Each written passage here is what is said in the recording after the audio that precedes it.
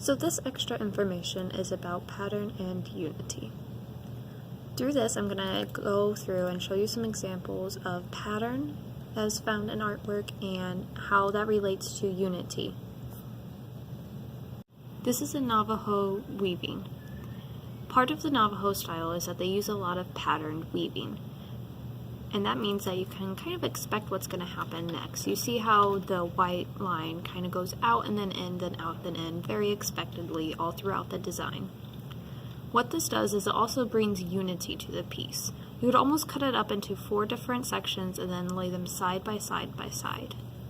This is a Japanese pattern, and it's not quite as symmetrical as the Navajo weaving, but you can still kind of expect what's going to happen next. The wave is going to go up and down. You're going to have blue and black lines with some white waves crashing at the top. And this also has a pattern to it. And it also has a unity all throughout the design as well.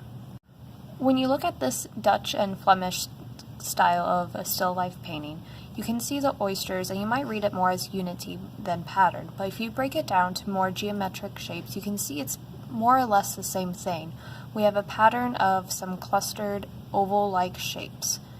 And this is kind of where unity and pattern have kind of a blurred line, and you can see how they're really interrelated in a lot of different pieces.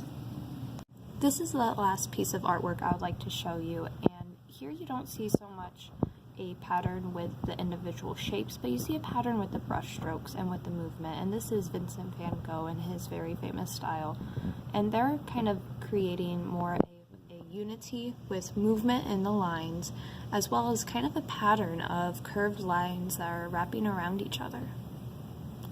And this concludes some of the additional information about pattern and unity, and I hope that that relationship helps you better understand the two and how they're related in artwork.